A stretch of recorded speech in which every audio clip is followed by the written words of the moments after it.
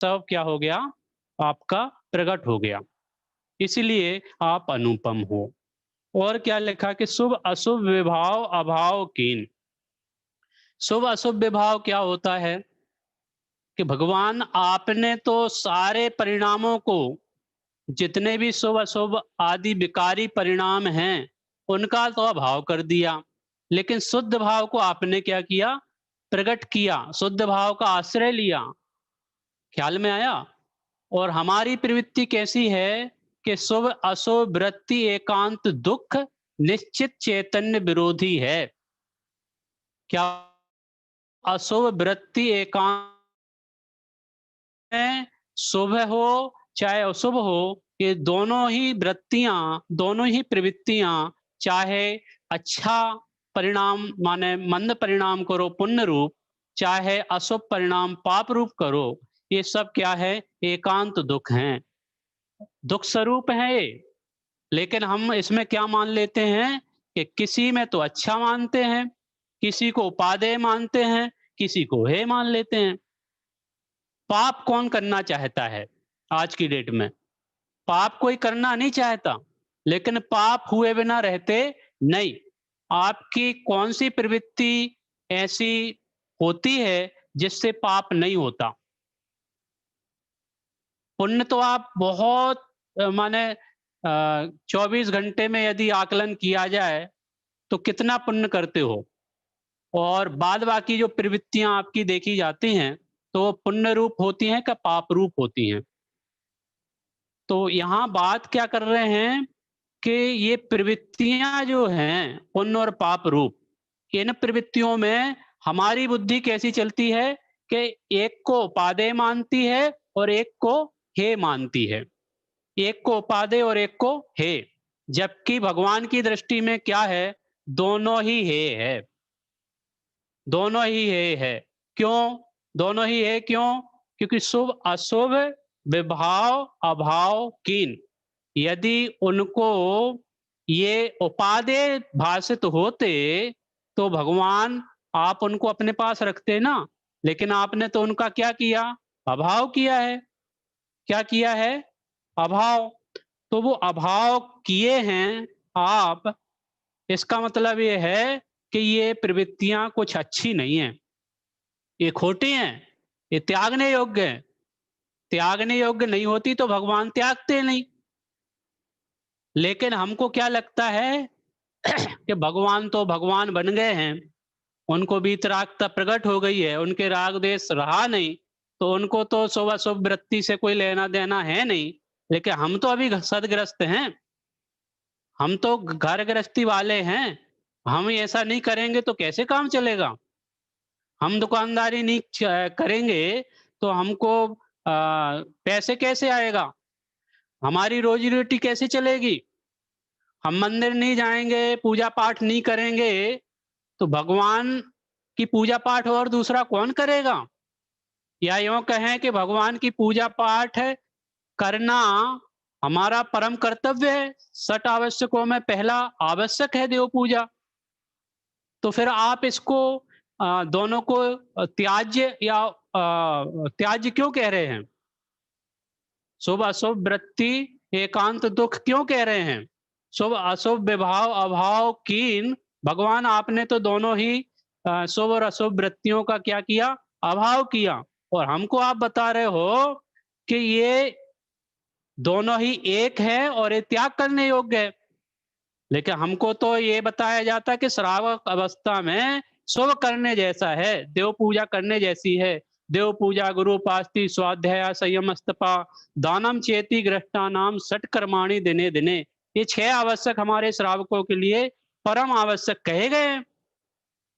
तो फिर एक तरफ तो आप बोल रहे हो कि आवश्यक है और एक तरफ बोल रहे हो हे है, त्याज्य है। ये बात कुछ अच्छी नहीं बैठ रही है मेरे को। तो भाई, जहां पर आपकी उपादेय बुद्धि है, तो उसमें उपादेयपना क्यों स्थापित किया? क्योंकि वहां पे अपन को क्या लगा? ये बढ़िया चीज है पूजा करना। पूजा करने के भाव में हमारे परिणामों में क्या होती है? उथल पुथल होती है क्या? हमारे परिणाम में राग द्वेष होते हैं क्या? हमारे परिणामों में क्रोध उत्पन्न होता है क्या? पूजा भक्ति करते समय विकारी परिणाम नहीं आते, परिणाम निर्मल होते हैं। तो जब परिणाम निर्मल होते हैं, तो उनको फिर हे क्यों कहा जा रहा है? प्रश्न तो इस बात का है। तो भाई उनको हे कब कहा जा रहा है?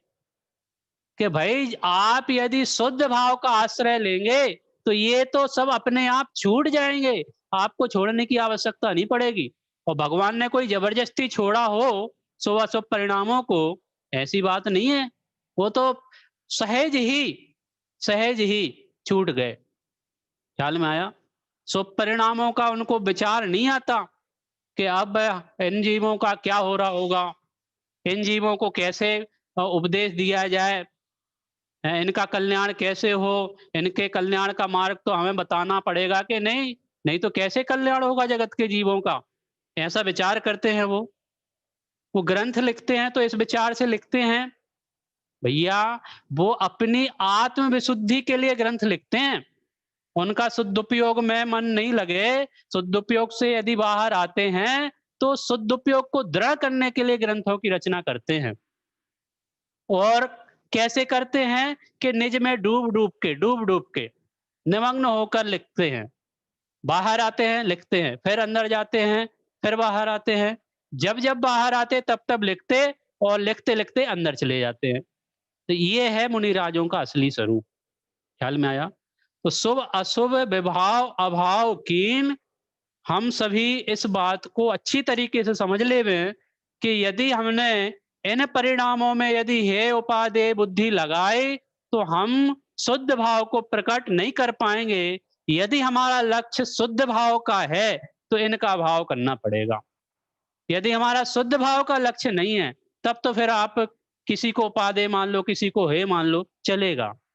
लेकिन हमारा लक्ष्य हमेशा ऊँचा होना चाहिए। उपदेश काय का दिया जाता है?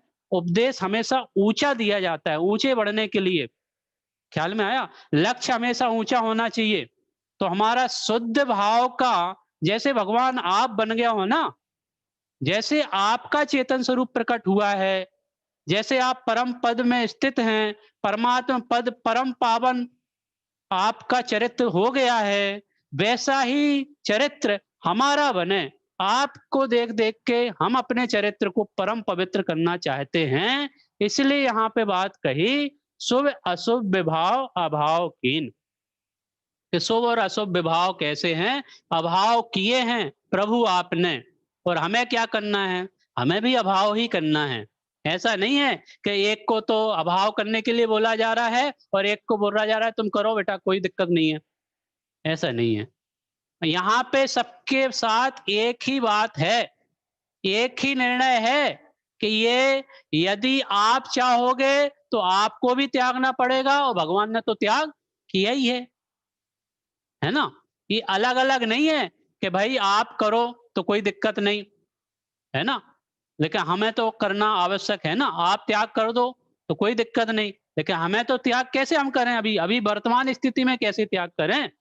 तो वर्तमान स्थिति में त्याग किस अवस्था में करना है, इस बात को आप गंभीरता से समझ लेना। यदि आपने वर्तमान स्थिति में ही छोड़ दिया पूजा-पाठ, भैया वैसे ही तो लॉकडाउन चल रहा है, मंदिर के दर्शन दुर्लभ हैं और आपने और बढ़िया बात बता दी कि भगवान के दर्शन, शुभ परिणाम ये करने जैसे नहीं हैं।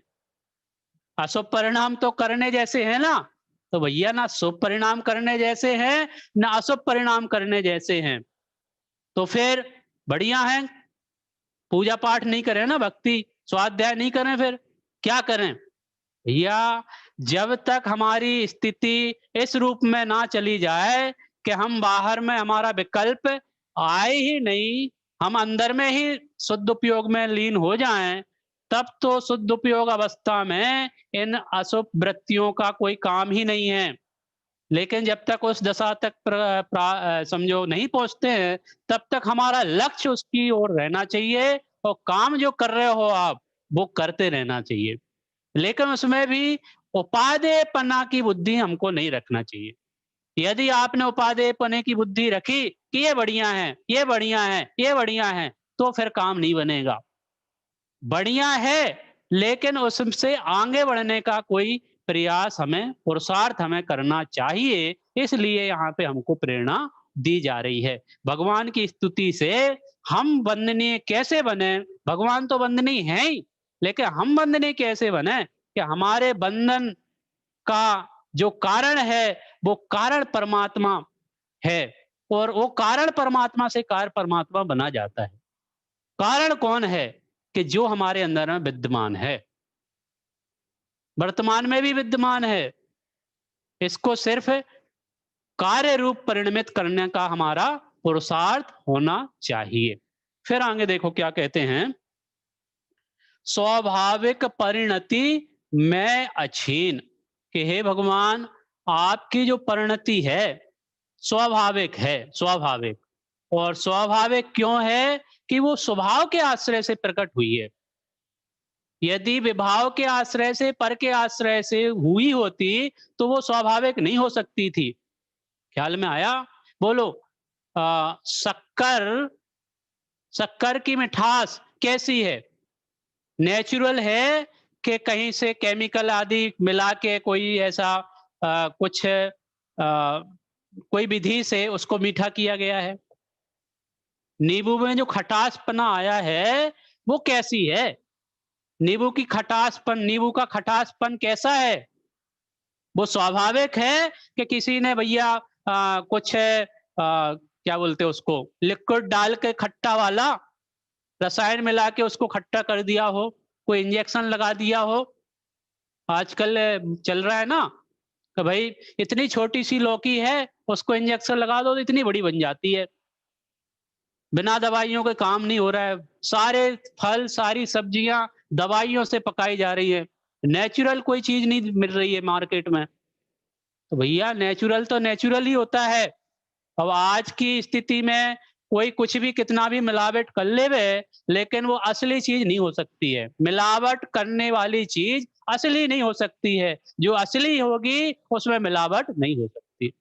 बोलो, ये जो सोने की डल्ली है, ये जब खदान से निकली थी तो वो किट्ट कालीमा सहित थी कि नहीं थी? गंदी थी कि नहीं? उसको धोया, 16 तापों से तपाया, फिर शुद्ध हुई ना। भैया 16 तापों से तपाने की विधि की जरूर है, लेकिन यदि वो गंदी होती तो शुद्ध उसको कोई कर नहीं सकता था। चाहे 16 ताप करते, चाहे 100 ताप करते, वो शुद्ध थी इसलिए शुद्ध हुई। उसमें गंदगी का प्रवेश हुआ नहीं था, और गंदगी का प्रवेश नहीं हुआ था तो वो शुद्ध दिखाई दी। ऐसे ही हमारी जो परिणति है या भगवान की जो परिणति है वो स्वाभाविक है, और स्वाभाविक जो चीज होती है वो अक्षीण होती है, अक्षीण। उसका कभी अभाव नहीं होता। बोलो, हमारे ज्ञान दर्शन का कभी अभाव होगा? ये स्वाभाविक है, ये हमारा स्वभाव है। चेतनता, ज्ञान दर्शन उपयोग, ये हमारा व्यापार, ये हमारा स्वभाव है।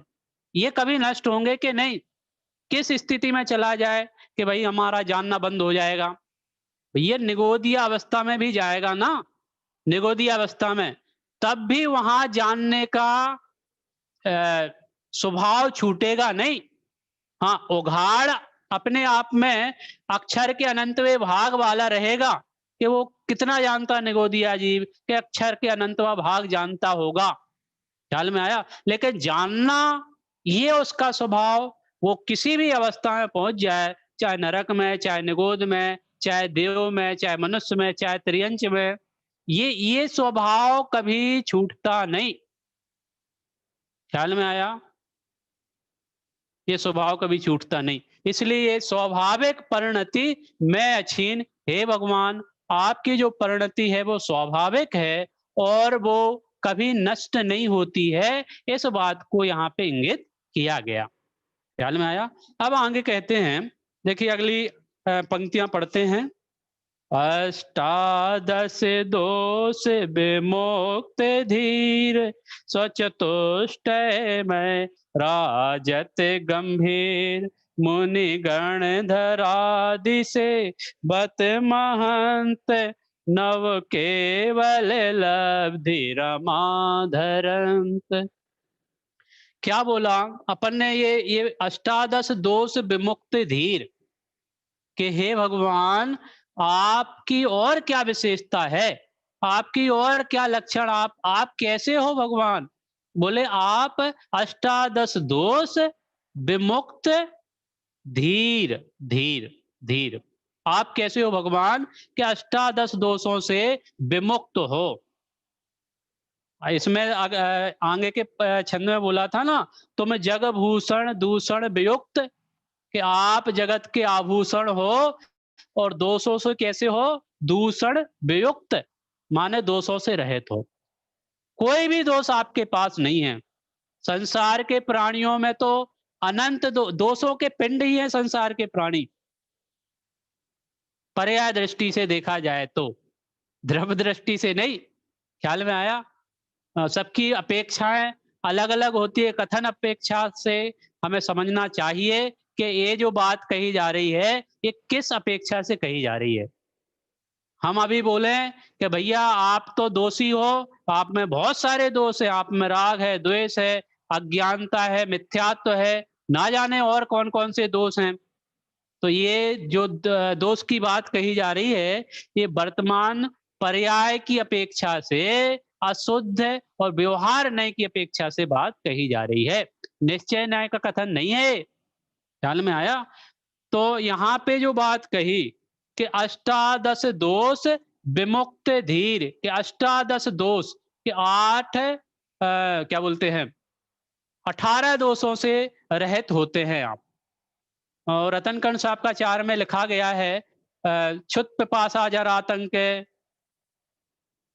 भय स्मया, ऐसे 18 दोषों की चर्चा वहां पे कही गई। और कल अपन ने छंद पढ़ा था, जन्म जरा तिरका क्षुदा, विस्मय आरत खेत, रोग शोक भय। इस टाइप से 18 दोष, क्या 18 दोष, ये संसारी प्राणी, ये 18 दोषों से भगवान को मुक्त क्यों बताया जा रहा है? क्योंकि वर्तमान में हमको ये दोष पाए जाते हैं। हमारे को क्षुधा है कि नहीं, भूख प्यास लगती है कि नहीं, रोग है कि नहीं, ख्याल में आया, जन्म मरण है कि नहीं, विस्मय है कि नहीं, आरत है कि नहीं, खेद है कि नहीं।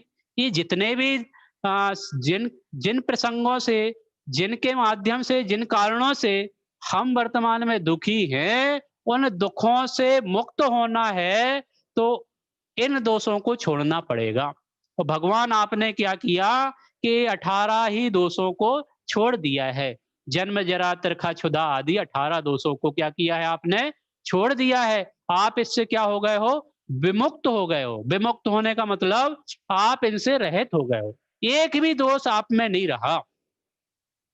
तो उनने बहुत प्रयास किया होगा, बहुत पुरुषार्थ किया होगा दोष छुड़ाने के लिए। भैया दोष छुड़ाने के लिए बहुत लंबा चौड़ा पुरुषार्थ नहीं किया। क्या किया? तो बोले स्वभाव का अवलंबन लेने से ये दोष अपने आप निकल जाते हैं। जब हो आत्मदृष्टि तब कर्म कर थर थर कांपते हैं। जब स्वभाव की दृष्टि होती है तो ये सब कर्म या दोष सब अपने आप क्या होते हैं, थर थराने लग जाते हैं, कांपने लग जाते हैं। और क्या लिखा कि अष्टादश दोष विमुक्त, आप विमुक्त हो। और कैसे हो भगवान आप? तो बोले धीर। आप कैसे हो? धीर हो। धीर का मतलब क्या होता है? धीर का बहुत गंभीर अर्थ है, धीर वीर गंभीर। धीर, धीर का मतलब आप अनंत धीर धैर्यवान हो, आप डिगते नहीं हो। सुमेरु पर्वत किसी प्रलय काल की हवा से चलायमान होता है क्या? सुमेरु पर्वत कितने प्रलय की घोर घोर तूफान आ रहा हो, प्रलय वाला है, हवा चल रही हो, भयंकर बवंडर आ रहा हो, तो भी सुमेरु पर्वत को हिलाने में या उसको थोड़ा भी कुछ अडिग करने में समर्थ है क्या? नहीं है, नहीं है। तो हे भगवान, आप इतने धीर वीर हो कि आप किंचित मात्र भी विचलित अपने स्वभाव से होते नहीं हो। अपने आप एक रक्षाबंधन की कहानी आती है जिसमें आचार्य अकंपनाचार्य की कहानी है। अकंपन माने क्या?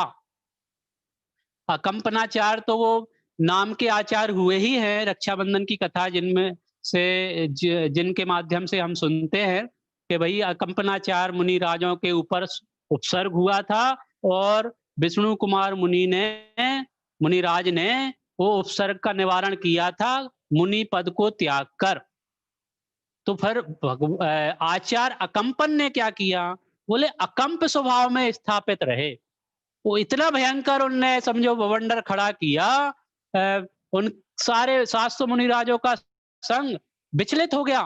विचलित हो गया माने उनके गले रुंध गए, माने घोर उपसर्ग किया उन चार मंत्रियों ने, लेकिन फिर भी वो अकंप स्वभाव में स्थिर रहे, इसलिए उनके समझो महिमा आज भी गाई जाती है अकंपनाचार्य महाराज की। ख्याल में आया? वो उसकी बहुत अच्छी कहानी जो है वो दादा के मुख से सुनने को मिलती है कि सुरत सागर, विष्णु कुमार मुनिराज और कंपनाचार्य मुनिराज, ये तीन पात्र मुख्य हैं। और इसमें महान कौन, किसको महान कहें? वो सुरत सागर जो वाद विवाद करने लग गए थे वो महान हैं, या वो विष्णु कुमार मुनिराज जिनने उपसर्ग का निवारण किया था, मुनि पद का त्याग किया, तो वो महान हैं, या वो अकंपनाचार्य मुनिराज महान हैं, आचार्य महान हैं, जो अपने स्वभाव में स्थिर रहे, ये घोर उपसर्ग भी उनको डिगा नहीं पाया। इसलिए हे भगवान, हे आचार्य परमात्मा, आप महान हैं। ख्याल में आया? ये मुनि पद त्याग कर कोई रक्षा करने का भाव, ये तो बंधन का कारण है, लेकिन फिर भी धर्म बुद्धि होने से वो काम हुआ। ये के अपेक्षा से उनकी महानता भी कही जा सकती है, लेकिन असली महानता तो आचार्य अकंपन आचार्य की है, जो अकंप स्वभाव में स्थिर रहे। अकंप स्वभाव कभी कंपायमान नहीं होता, विचलित नहीं होता, रंच मात भी डिगता अपने से नहीं। स्वाभाविक परिणति कहा ना, तो स्वाभाविक परिणति कैसी है? तो वो स्वाभाविक परिणति का मतलब ही होता है धीर। स्वाभाविक परिणति माने वो धीर है, वहां एक बार आप चले गए तो वहां से फिर बाहर आने का मन नहीं होता। कितना ही समझो पूरे देश में प्रलय काल आ जाए तो भी आप वहां से डिग नहीं होते, स्वभाव से च्युत नहीं होते। ख्याल में आया? ऐसा धीर का बहुत गंभीर अर्थ है। अब आगे क्या कहते हैं, देखिए, मुनि गणधर अष्टादश दोष विमुक्त धीर, सौ चतुष्टय में राजत गंभीर। क्या बोला? राजत गंभीर, सौ चतुष्टय में। राजत का मतलब क्या होता है? राजत का मतलब है आप सुशोभित होते हैं। किससे सुशोभित हैं भगवान आप? किससे सुशोभित हो? तो बोले सौ चतुष्टय में। सौ चतुष्टय में आप आपके अंदर में सौ चतुष्टय प्रकट हुए हैं, अनंत दर्शन, अनंत ज्ञान, अनंत सुख, अनंत वीर। ये चार घातिया कर्मों के अभाव से, यदि कर्मों की अपेक्षा से कहें तो चार घाती कर्मों के अभाव से प्रकट हुए हैं, और वास्तव में अपने स्वभाव के आश्रय से ऐसे अनंत गुण प्रकट होते हैं। चतुष्टय तो कहे जाते हैं चार। ख्याल में आया? तो ये चतुष्टय कैसे है कि आप भगवान कैसे हो कि अनंत चतुष्टय में हो। भगवान कैसे हो कि अनंत चतुष्टय में राजत, आप अनंत चतुष्टय से राजत हो। राजत हो का मतलब क्या हुआ कि आप अनंत चतुष्टय से सुशोभित हो। आपकी शोभा किस बात में है? आपकी शोभा समोसरण से नहीं, आपकी शोभा देव आपकी पूजा करते हैं, आपका समोसरण लगता है, इससे आपकी शोभा नहीं है। आप यदि वो देवागम नभो याने छत चामरादि विभूतिया माया विश्वपि दृश्यन्ते मा तस्वमपि नो महा, माने आपकी महानता इस बात में नहीं है। देवागम स्तोत्र में ये पंक्तियां लिखी हैं, मैं थोड़ी अशुद्ध भी शायद बोल दिया हूं, तो उसमें संशोधन कर लेना। कि इसका भाव देखिए, क्या भाव है कि भगवान आपकी महानता किस बात में, आपकी महानता इस बात में नहीं है आपकी पूजा करने देवों के इंद्र आते हैं। आपकी महानता इस बात में नहीं है कि आपका समोसरण लगता है। आपकी महानता वीतरागता से है, आपकी महानता सर्वज्ञता से है। आपकी महानता किस बात में है कि आप अनंत चतुष्टय में राजत हो, आप अनंत चतुष्टय में विराजमान रहते हो, उससे बाहर नहीं आते। इस बात में आपकी महानता है। और किस बात में महानता है और क्या विशेषता है भगवान की? देखिए बहुत बढ़िया बढ़िया बातें यहाँ पे कही जा रही है भगवान के स्वरूप के संबंध में। आगे क्या लिखा, मुनि गणधर आदि सेवत महंत। क्या लिखा, मुनि गणधर आदि सेवत महंत। तो ये क्या है भगवान? भगवान आपकी सेवा, सेवत माने सेवा। कौन करता है आपकी सेवा? छोटे मोटे लोग करते होंगे ना भैया, सब आपकी सेवा करते हैं, सब। कौन? मुनि गणधर आदि, महान परंपरा आचार्य मुनिराज गणधर देव, कौन नहीं है? समोसरण की यदि चर्चा की जाए तो 12 सभाएं लगती है, अलग अलग कोटे हैं, और उसमें कौन कौन विराजमान रहता है, वो सब आपकी सेवा करते हैं। सेवा करने का मतलब क्या? सेवा करना ये लौकिक शब्द है, लौकिक शब्द। सेवा, सेवा माने भैया बोलते हैं ना, हम आपकी क्या सेवा करें हम पंडित जी? थोड़ा सा पानी लेके आ जाओ, ख्याल में आया? या ऐसा कर दो, ऐसा कर दो, ये पुस्तक दो जरा, ऐसे ये ग्रंथ निकाल के दो। ये लौकिक सेवा तो ये इसकी कोई वैल्यू नहीं है। ख्याल में आया? ये सेवा आप करो, कोई दिक्कत नहीं, लोक व्यवहार में इसको भी करना पड़ेगा, लेकिन सेवत महंत, महंत का मतलब क्या? कि महापुरुष, महंत का मतलब महापुरुष। कौन कौन महापुरुष हैं इस जगत में जो आपकी सेवा करते हैं? सेवा करने का मतलब ये नहीं है कि आपके हाथ पैर दबाते हो, भैया वृत्ति करते हो, ये नहीं। मुनि राजों की तो भैया वृत्ति होती है कि नहीं? तो भैया वृत्ति किस रूप में? और भैया वृत्ति तप के रूप में कहा गया है। 12 व्रतों में एक तप है, भैया वृत्ति तप। तो उसकी बात अभी अपन नहीं कर रहे हैं, वो एक अपना एंगल अलग है। यहाँ पे सेवा का मतलब क्या? कि वो सेवा सेवा नहीं, वो भैया वृत्ति अपनी जगह है। भैया वृत्ति का मतलब ये नहीं कि सिर्फ हाथ पैर दबाते रहो भगवान मुनिराजों के या भगवान के। भगवान के तो दबा ही नहीं सकते, आपकी सेवा कोई करने में समर्थ नहीं, और आप स्वयं सेवित हैं। आपके स्वयं के चतुष्टय प्रकट हो गए हैं, तो आप स्वयं सेवित हैं, तो आपकी सेवा कौन करे? और आपको सेवा की आवश्यकता है क्या? आपको सेवा की आवश्यकता भी नहीं है, और आपकी सेवा कोई करने में समर्थ भी नहीं है। फिर भी कहा यह जाता है कि भ्रमणालय 40, व्यंतर देवाणी होती 32, कप्पा मर 24, चंदो सूरो नड़ो त्रियो। ये 100 इंद्र कहे जाते हैं, 100 इंद्र। कितने इंद्र? 100 इंद्र। कौन कौन से?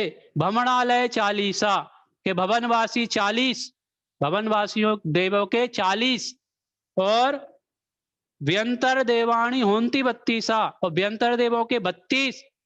ख्याल में आया? कप्पा मर 24, ख्याल में आया?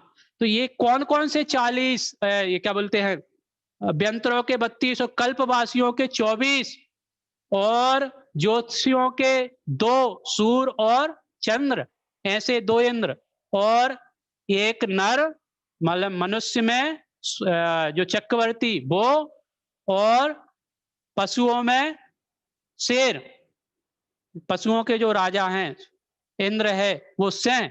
ऐसा 100 इंद्र आपकी सेवा में हमेशा तत्पर रहते हैं। तो सेवा में तत्पर रहने का मतलब ये है वो आपके मार्ग का अनुसरण करते हैं। सेवा का मतलब क्या है यहाँ पे, ये बहुत अच्छे से समझ लेना, नहीं तो गलत अर्थ भी ले सकते हो आप। सेवा करने का मतलब क्या कि आप जिस मार्ग पे चले हो भगवान, वही मार्ग सौ धर्मेंद्र भी, वही मार्ग मुनिराज भी, वही मार्ग गणधर देव भी, आचार्य भी, वही विद्वान भी, वही हम सब लोग भी, श्रावक लोग, वो सब वही मार्ग अपनाना चाहते हैं। जो हुए आज तक अरिहंत, सबने अपनाया यही पंथ, उपदेश दिया इस ही प्रकार, हो उनको मेरा नमस्कार।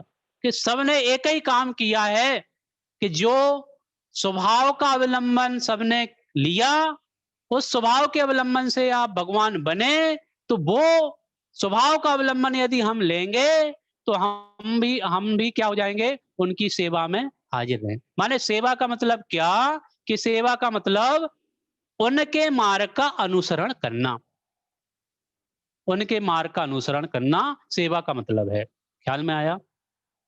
हम सेवा का मतलब ये समझते हैं कि भैया कुछ भैया वृत्ति कर ली जाए, उनको कुछ हेल्प कर दी जाए। आज जगत में जैन समाज के और भी बहुत सारे संस्थान या जिनको दया वृत्ति है, दया पालने वाले जीव हैं कि भाई गरीबों का क्या हो रहा होगा, गरीबों की सेवा करना चाहिए, तो भोजन की, राशन की, ना जाने क्या-क्या व्यवस्था कर रहे हैं। तो ये मानव सेवा तो हो सकती है, लेकिन ये अलौकिक सेवा नहीं है। इससे क्या होगा, थोड़ा बहुत पुण्य तो बन जाएगा। यदि सत्पात्र को दिया गया दान, तो पुण्य के कारण है, सत्पात्र को दोगे यदि दान। नहीं तो लोग बाग क्या करेंगे, उसी को बेच के और समझो सप्त व्यसनों में वो हो जाएँगे, लीन हो जाएँगे, सप्त व्यसनों में मग्न होंगे, सप्त व्यसनों में लग जाएँगे, तो फिर वो सेवा नहीं कहलाएगी। आपने भाव तो बहुत अच्छे कर रहे हो, लेकिन यहाँ किस सेवा की बात चल रही है? यहाँ ये सेवा नहीं है, मानव सेवा। यहाँ पे सेवा का मतलब क्या, कि आप भगवान, आपका जो मार्ग है, वो ही सबसे बेस्ट मार्ग है, और उस मार्ग पे यदि मैं चला, तो निश्चित रूप से आपके जैसा बनने में कोई कमी नहीं रहेगी। और मुझे बनना आप जैसा ही है ना। भगवान, मैं आपकी पूजा इसलिए नहीं कर रहा हूँ कि पूजा ही करता रहूं और मुझे संतोषी मिल जाएगी। मुझे मुझे इसमें संतोष नहीं है, शुभ अशुभ वृत्ति में संतोष नहीं है, मुझे ये शुभ परिणामों में संतोष नहीं है। मुझे शुद्ध भाव से कम नहीं चाहिए, शुद्ध उपयोग से कम नहीं चाहिए। मुझे तो अपने आत्मा का अवलंबन लेना है, जो आत्मा का अवलंबन आपने लिया और आप क्या हो गए हो, धीर वीर गंभीर हो गए हो, स्वचतुष्टय से युक्त हो गए हो, वैसा का वैसा हमें भी बनना है। तो हम भी आपकी सेवा करेंगे, माने आपके मार्ग को पढ़कर, सुनकर, चिंतन कर, उसका अनुसरण कर, वो आश्रय लेकर, उस जो बात आपने कही है, जो उपदेश आपने दिया है, उस बात का, उस उपदेश को अपने जीवन में उतार के हम भी अपने कल्याण की भावना भाएंगे, तो निश्चित रूप से हमारा भी कल्याण होगा। मतलब ये असली सेवा है। ख्याल में आया? देखिए और क्या लिखा, मुनि गणधर आदि सेवत महंत महापुरुष महान आचार गणधर, ये महान है, महान पने को प्राप्त हुए हैं। इनकी महानता किस बात में है, आचार्यों की और गणधरों की, कि वो भगवान की वाणी का क्या कर रहे हैं, गणधर भगवान की वाणी को गूंथते हैं, गुंथन करते हैं, और हम सभी को वो परंपरा से ये जिनवाणी या भगवान की वाणी ये मिली है। तो भगवान की वाणी मुनि गणधर आदि महापुरुषों के माध्यम से सेवित होती है। वो जिनवाणी स्तुति में पढ़ते हैं ना, वीर चलते न किसी, बहुभंग तरंग निसोचरी है। वीर हिमाचल ते निकसी, बहुभंग तरंग निसो उच्छरी है। या माने उसकी वो पूरी परंपरा, ख्याल में आया, कि भगवान महावीर से आई, फिर गणधर देव ने उनको समझो उनकी वाणी को झेला, फिर आचार्य परंपरा और विद्वान परंपरा से ये वाणी आई हुई है और इस वाणी को हम क्या करें कि इस वाणी में निमग्न हो जाएं, स्नान करें। ख्याल में आया? स्नान नहीं करते हैं, इस वाणी को नहीं सुनते हैं, तब तो हमारा पुण्य का उदय भी नहीं है, तब तो हमारा सौभाग्य नहीं, हम अभागे हैं यदि हमने जिनवाणी और जिन वचन नहीं सुने। जिन वचन सुनना ये हमारा परम सौभाग्य है। जिनवाणी की बात काने पढ़ना ये हमारे बहुत बड़ा समझो सौभाग्य है, पुण्य का उदय है, जो हमारे जिनवाणी कान में पड़ रही है, और कान में मात्र पढ़ नहीं रही, उसको हम समझ रहे हैं, उसको सीख रहे हैं, उसको अपने में चिंतन मनन घोलन करके उस अनुसार अपने जीवन निर्माण करने की भावना अपने में व्यक्त कर रहे हैं। तो ये क्या है, सबसे बड़ा, ये सबसे बड़ी सेवा है। ख्याल में आया? तो मुनि गणधर आदि सेवत महंत, नव केवल लब्धि रमा धरंत, के ये नव केवल लब्धियां आपने प्रकट की हैं, इसकी विशेष चर्चा अपन कल करेंगे। अभी अपना समय हो चुका है। सभी लोग जो यहाँ से पढ़ाया जा रहा है, आप उसको नोट करें। क्या-क्या खास बात आई है, जैसे 18 दोषों की चर्चा आई, तो उसका छंद आप लिखें, 18 दोष कौन-कौन से होते हैं, वो लिख लीजिए। भगवान के स्वरूप की क्या-क्या विशेषताएँ आई हुई हैं, वो तीसरे चौथे माने चौथे से लेके छठवें छंद तक, ये भगवान की विशेषताओं के लिए समर्पित छंद है। तो भगवान की क्या-क्या विशेषताएँ हैं, ये सब आप क्वेश्चन आंसर के रूप में लिखें।